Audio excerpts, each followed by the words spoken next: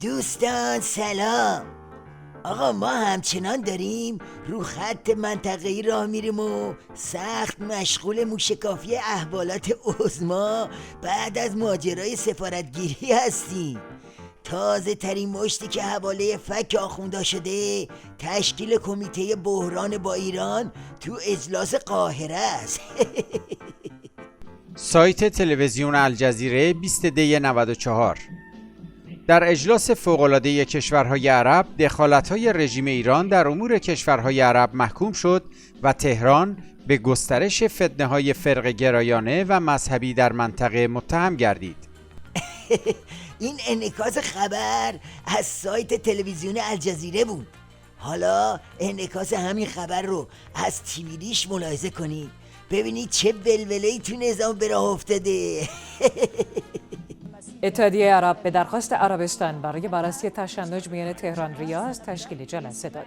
شیخ عبدالله بن زاید آل نهیان وزیر امور خارجه امارات با اشاره به اتفاقات اخیر مدعی شد که تهدید ایران برای کشورهای عربی کمتر از خطر تروریسم نیست. در پایان نشست بیانیه‌ای ضد ایرانی صادر شده که البته لبنان اون رو رد کرده. تشکیل چنین کمیته ای اونم تو اجلاس قاهره، یعنی تو گوشی با آخوندا، یعنی هل دادن عظما و شیخ‌فری به کنج رینگ. این همه زهر خوردن و نرمش به خرج دادن که عزیز کرده دنیا بشن، اما الان روز به روز دارن منزوی تر میشن. حالا این که تازه ایستگاه اوله، این قطار ایستگاه دیگه هم داره. سایت امارات 20 دی 94. عادل الجبیر وزیر خارجه عربستان گفت کشورهای شورای همکاری خلیج فارس روی تهیه پیشنویس قطعنامه محکومیت تجاوز رژیم ایران برای ارائه به شورای امنیت کار می‌کنند. وی افزود ما با جامعه بین المللی برای ارائه تصویر واقعی رژیم ایران کار می‌کنیم.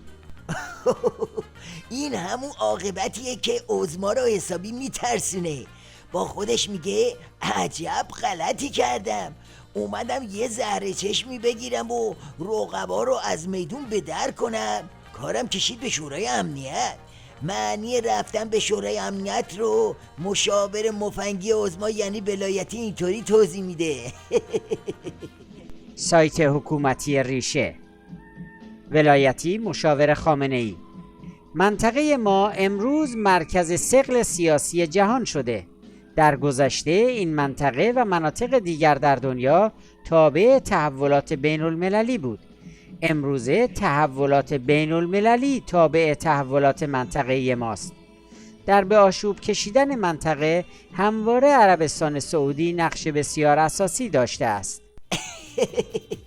میگه اگه تا دیروز منطقه تابع تحولات جهانی بود، حالا جهانه که با منطقه بالا و پایین میشه. منظورش اینه که این پس کردنی های منطقه‌ای به اردنگی بین المللی ختم میشه. من جواد ظریفم از ترسش دوره افتاده و هر جا میرسه یه التماسی میکنه.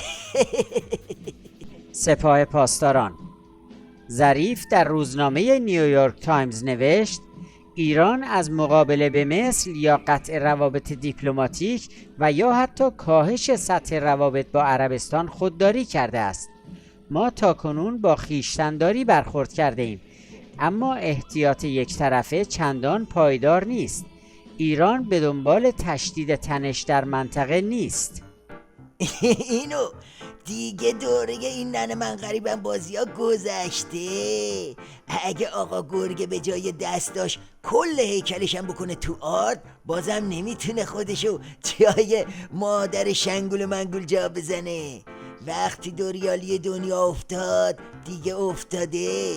منتظر باش خامنه، منتظر باش شیخ فری، های اکبر کوسه، منتظر باش. وقت اضافه هم دیگه تموم شد. حالا نوبت ملت ایرانه که گل سرنگونی رو بکنن تو دروازه آخونده.